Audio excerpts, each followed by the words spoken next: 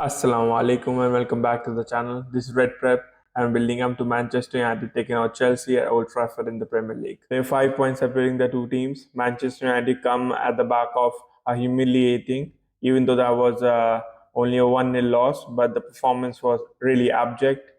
And there are many questions that need to be answered, both from the manager as well as the players. For Chelsea, they won against Brighton Hove Albion at Stamford Bridge 3-2, even though they were down to 10 men for more than half the match. So they'll definitely be bouncing and would likely carry on the momentum of the last victory into this match on the weekend. Recent head-to-head suggests that it's always a competitive match.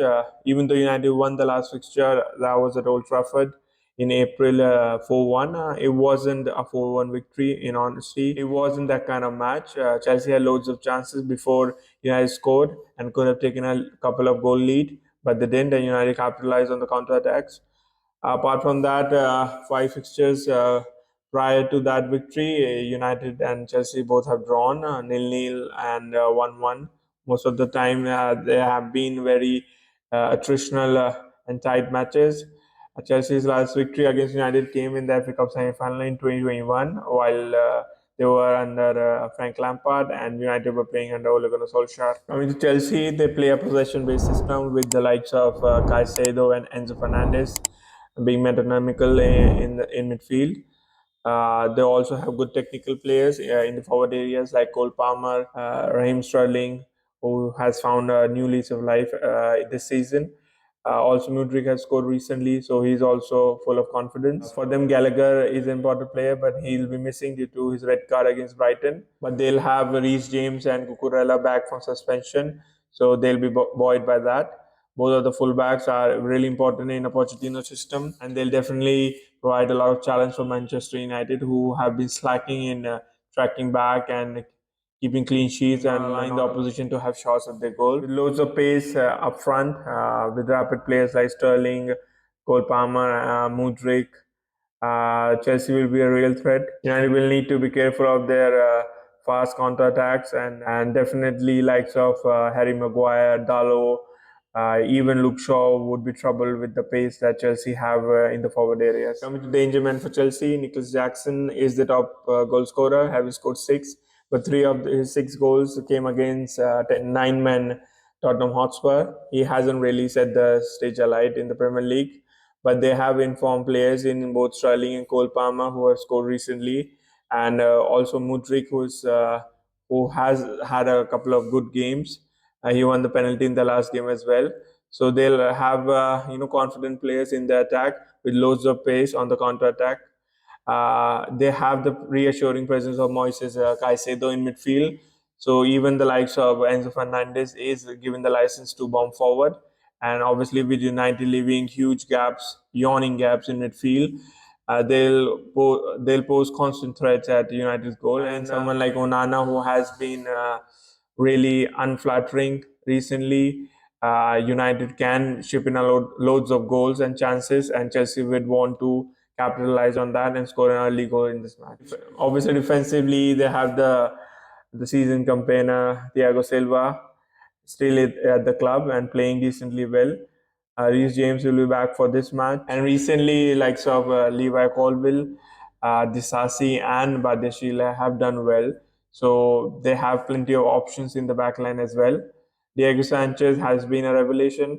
Even at Brighton, you could see what he brings to the table, and he has been really good for Chelsea recently, both in terms of shot stopping and having a creative outlook at the game and giving an option to build from behind. Overall, Chelsea have a really balanced team, even though they haven't gotten the results, to be honest. They were recently hammered by Newcastle, but they were down to 10 man for majority of the match after Reece James was sent off. Apart from that, they won the last two away fixtures 4-1 at Burnley, as well as Tottenham, who are down to 9 men as well. But they are a team who are finding their feet and are finding form at the right moment. And if they are able to get a victory at Old Trafford, they'll certainly be back in the race for Europe. And United will need to make sure that they don't get a victory, because Chelsea are direct challengers to United's spot for the Europa League and even the Conference League right now. Now let's move to the tactical board and break down the expected lineup and the structure of play for both the teams. For Manchester United, obviously Onana will start. He has to start. Eric Ten Hag certainly has his favorites, and Onana will definitely play. I'd start with Shaw. I'd like to see Maguire getting some rest because I can't say that he'll be dropped because he has played, decently recently. So he might it might be good to give him some rest. Also, because Chelsea have lots of pace up front, so I'd bring in Varane. I'd start with Regulon on the left flank as a left back, and also drop Dalo to the bench and start with Bisaka, just because they have enough pace to, match with Chelsea's attack. On the left flank, obviously Garnacho should stay. Uh, Hoyland Fernandez. I'll actually drop Fernandez, though it's never gonna happen, and I'll start with Martial and Hoyland up top, and with Menu, with Amrabat in midfield, and obviously Rashford has to go as well, and Anthony. So that'll be my team. But obviously, looking at what Ten Hag prefers, I can easily say Martial going back on the bench, Fernandez coming in, also Amrabat dropping to the bench, and somebody like McTominay coming back into the team, and obviously I think Anthony will still start. I think there's loads of pressure on Ten Hag to drop Rashford, and I can see him being obstinate and not doing it. I like to think that maybe he can, make an excuse of resting him if need be, and just keep him on the bench for a half at least, and that'll be the team I think he'll go with. But I'd sadly go with 4-4-2 and try Martial and Hoyland up top. For Chelsea, they usually play with 4-2-3-1 as well. But since Gallagher is not there, I can see them going back to 4-3-3 as well, with Palmer and Sterling flanking Nicholas Jackson. Caicedo will drop in as the deep lying sitter, just ahead of the back line, and Ugo Chukwu and Fernandes can play either side of him. He decides to stick with the formation that he's been playing recently, with Caicedo and Fernandez as the two in the pivot, and maybe if and Kunku could there are rumors that he's regained physical fitness, but he needs match sharpness.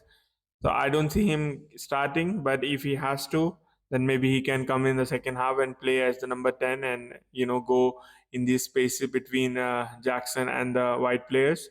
Obviously, Colville played the left back position decently, and it's a toss of a coin between him and Cucurella. So either one of them can play. Obviously, James will come back in the right back position. Silva will keep his place, and maybe Badeshile would give way to this Sassi, who has been the number one choice in the centre back position. Chelsea usually, obviously, have marauding fullbacks, both James and Colville, or one at a time. They like to play wide, outstretch their opponents, and put balls in for the likes of Jackson, as well as the inverted forwards in Palmer and Sterling. Both have scored goals and are in rich vein of form, so they'll be a threat. And with Jackson, they've got plenty of pace and strength up top, though he hasn't been clinical, and he certainly lacks in certain things like first touch and close control. And he'll have the support of Palmer and Sterling, both coming inside and trying to run between the centre back and the full back. Obviously, Caicedo giving them a reassuring presence in the center of the midfield. Fernandes can also bomb forward and join the attack if they are assured of possession, which they are very good at keeping possession. Recently, they drew with Manchester City 3-3, and that was a very competitive game. So I can see them dominating this match. And if they get an early goal, it could be a long night for Manchester United. And it could really get embarrassing looking at the obstinacy and stubbornness of Ten Hag. If he starts with the likes of Rashford and keeps the trust in the likes of McTominay, then we might find ourselves at the back of another hiding at the hands of Chelsea. Because even though they haven't got the result, but they have all the elements, all the tool, all the raw materials to really put few past our team, and certainly the lack of pace in our defense for sure. And that is how I expect both the teams to line up, and the structure of the play. It just remains to be seen if Ten Hag can come up with newer things, something unexpected, and use the players that he has brought in, like Amrabat, and provide cover for the likes of Mainu, who is promising and who has a lot of skills. So inshallah, we can see better United, and Ten Hag can come up with something that Chelsea won't expect. The fact remains that United haven't built on the promise of last season. All the work seemed to have gone to waste. They seem to be off the wagon, off the track. The new players that came in, the experienced players like Casemiro, Varane, don't have a place in the starting lineup, even though Casemiro is not fit yet, but he seemed to have lost his place in the team as well. And the likes of McTominay and Harry Maguire, the Ole players, are back in the team. United are a complete paradox at this time. Ten Hag seems to be chief instigator of so much confusion and chaos at this moment. He has definitely abandoned his principle, his philosophy, even though he still prescribes to those publicly. The actions seem otherwise. United face Bayern Munich and have a trip to Anfield next week.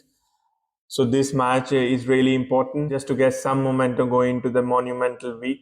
So United must get 3 points in this match and a win against Bournemouth on the weekend just to salvage some sort of pride, some sort of belief in the process that had been institutionalized and instructed at Old Trafford last season. Inshallah, we'll bring you all the analysis, review, and the player ratings for this match. Please join us for that on the Red Dissection episode. So until then, take care, do good, pray for Palestine and all the dispossessed, displaced people. Assalamu alaikum.